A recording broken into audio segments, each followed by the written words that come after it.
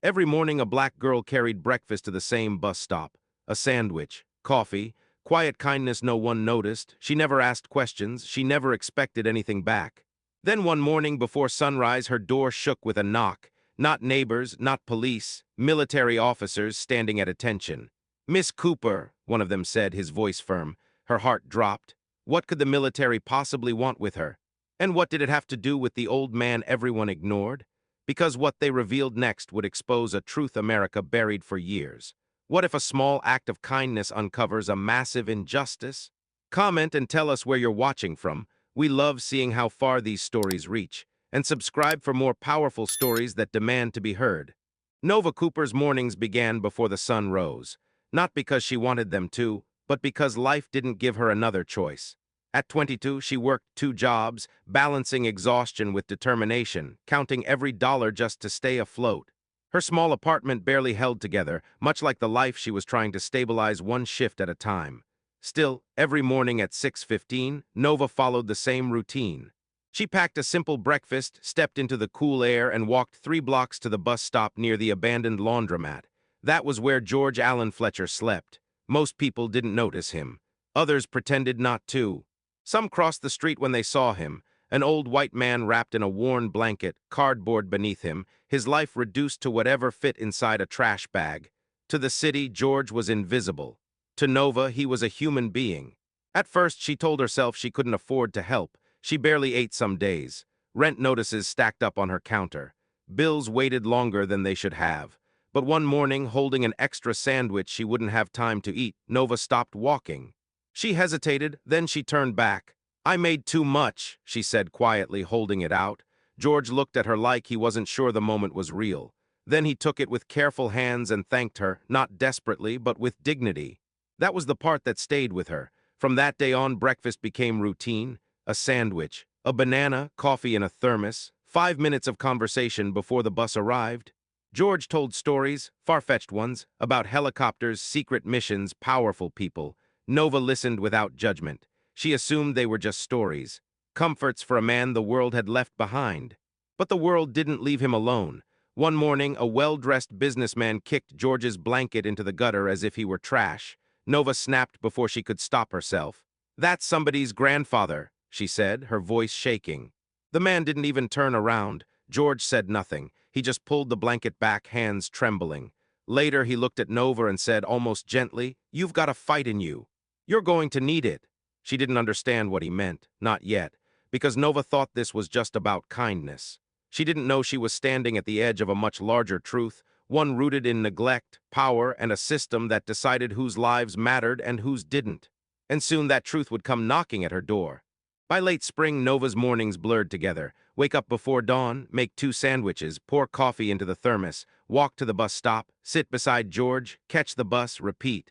It wasn't charity to her, it was consistency in a life where everything else felt unstable.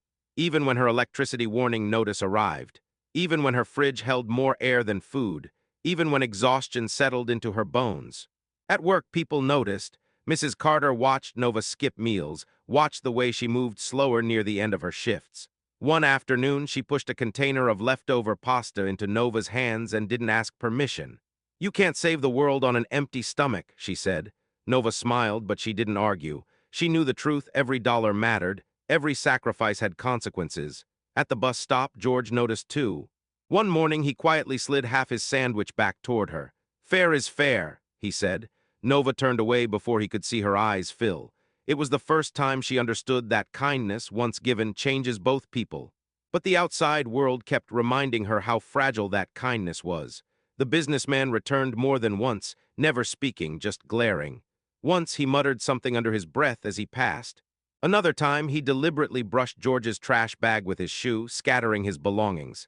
Nova felt the heat rise in her chest. She wanted to scream. She wanted to throw herself between them and the world. Instead, she picked everything up in silence because she knew how quickly situations escalated when a black woman was seen as too loud.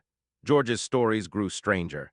He spoke of senators by name, of missions that never officially happened, of files that disappeared. Nova listened, but doubt lingered. She assumed confusion, trauma, loneliness. She never imagined truth. Then George disappeared. One Monday morning, the bus stop was empty. No blanket, no cardboard, no George. Nova waited through 2 buses, then a third, her stomach twisted. She checked again that evening, still nothing. By the third day, panic settled in. She called shelters, she called hospitals. No one could or would help. We don't track people like that, one woman said flatly, people like that. When George finally returned, thinner and weaker, relief crashed into anger. Nova noticed the scar on his hand immediately. Clean. Surgical, he brushed off her concern, but something felt wrong. Before she could press him, George handed her a sealed envelope. If something happens to me, he said quietly, mail this. His tone didn't invite questions, she promised. 2 weeks later, everything unraveled. George collapsed at the bus stop. His body shook violently as the thermos hit the ground. People stared, some slowed, most kept moving. Nova screamed for help, her hands shaking as she lowered him to the concrete. The ambulance came, but the look she got said everything. Suspicion, distance, the unspoken question of why she was there at all. At the hospital, the system did what it always did. No ID, no insurance, no family, transfer him out. Nova felt the walls closing in. She argued, she pleaded. She claimed family because the truth felt invisible.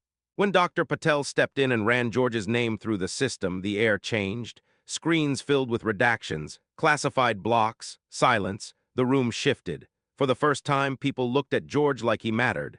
And for the first time, Nova realized the stories weren't stories at all. George survived, but barely. He was transferred to a VA facility across town. Nova visited whenever she could, taking 2 buses and walking the rest. He looked better but weaker. One day he handed her a notebook filled with names, numbers, fragments of truth. If anyone asks, he said, you'll know.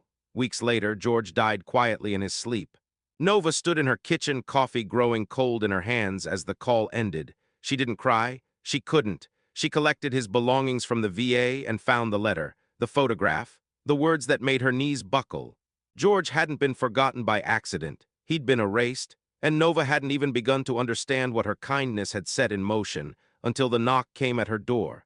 The knock came just after sunrise. Nova froze in the doorway of her apartment, still wearing her work uniform, coffee untouched on the counter behind her. When she opened the door, 3 military officers stood in the narrow hallway. Their uniforms were crisp, their posture rigid, their presence overwhelming. The lead officer, Colonel Hayes, spoke first, his voice calm but heavy. Miss Cooper, we're here about George Fletcher. In that instant, every fear Nova had been holding back crashed forward. Her chest tightened, her mind raced. Death, trouble, blame. She had spent her whole life learning how quickly situations turned dangerous for black women, especially when authority showed up uninvited. I need you to come with us, Hayes continued. No explanation, no reassurance. On the drive, Nova stared out the window, replaying every moment she'd shared with George. The mornings, the stories she hadn't believed, the envelope she'd mailed. She wondered if kindness had finally cost her something she couldn't afford to lose. They flew her to Washington, escorted her through secured corridors, and led her into a room that felt colder than any place she'd ever been. Waiting inside was General Victoria Ashford, 4 stars, sharp eyes, no wasted movement. Miss Cooper, the general said, standing, thank you for coming. Nova didn't sit until she was told. Ashford placed a file on the desk between them. George's name was printed on the tab. Inside were pages Nova didn't understand, blacked-out sections, classified stamps, timelines that made no sense. Then Ashford spoke words that changed everything. George Fletcher was one of the most effective intelligence officers this country ever had. He flew missions we still don't acknowledge publicly. And when he retired, we lost him. Nova felt the room tilt. He was declared missing, Ashford continued. Not dead, missing for nearly 20 years, no follow-up, no benefits, no accountability. The truth landed hard. George hadn't been invisible because he was homeless. He'd been invisible because the system chose convenience over responsibility. Because classified service didn't fit neatly into databases designed without people like him in mind. And the letter? Nova asked quietly. Ashford met her gaze. That letter exposed a failure at the highest levels. Nova was escorted days later into a Senate hearing room packed with cameras and power. She sat at a witness table that felt too big, too public. Senator Robert Gaines leaned forward when it was her turn. Miss Cooper, he said, his tone sharp, are you suggesting the government should fund care for every homeless person in this country? The room held its breath. Nova didn't raise her voice. She didn't need to. I'm saying, she replied steadily, That this country made promises to George Fletcher and buried him in paperwork when it became inconvenient to keep them. The silence that followed was louder than any shout. Phones lifted, pens stopped moving, eyes turned. For the first time, Nova realized this wasn't just her story anymore. It was America's, and whether the system would finally answer for what it had done or find another way to look away was about to be decided. George Fletcher was laid to rest with full military honors. Nova stood at a distance as the flag was folded with precision, each movement deliberate, each second heavy with meaning. The same country that had once erased him now stood in silence, finally acknowledging what it had tried to forget. The ceremony was quiet, respectful, too late, but real. In the weeks that followed, consequences moved faster than Nova ever expected. General Victoria Ashford launched a full internal review into how veterans with classified service records were tracked or lost. Files were reopened. Systems were questioned. Names surfaced that hadn't been spoken in years. George was no longer an exception. He was evidence. Nova returned home to the same small apartment, the same early mornings, the same bus route. But she wasn't the same person who had once walked past the bus stop without stopping. Her testimony didn't make her famous. It made her visible. And visibility, she learned, carried responsibility. She took a position working with veterans, people like George, who had given everything and been handed silence in return. She listened. She advocated. She learned how deeply racism and bureaucracy intertwined, how often dignity depended on who spoke up, and who was ignored. The businessman who once kicked George's blanket never appeared again. No apology, no accountability, just another reminder that some injustices never announce themselves. They simply persist. But Nova understood something now. Racism doesn't always show up loud. Sometimes it looks like indifference, like systems that work perfectly for some and not at all for others, like deciding whose stories are worth recording and whose can be erased. Months later, Nova returned to the bus stop where it all began. The sidewalk was clean, empty. She stood there for a moment longer than necessary, holding a paper bag in her hands. Habit, memory, promise. George had once told her she had a fight in her.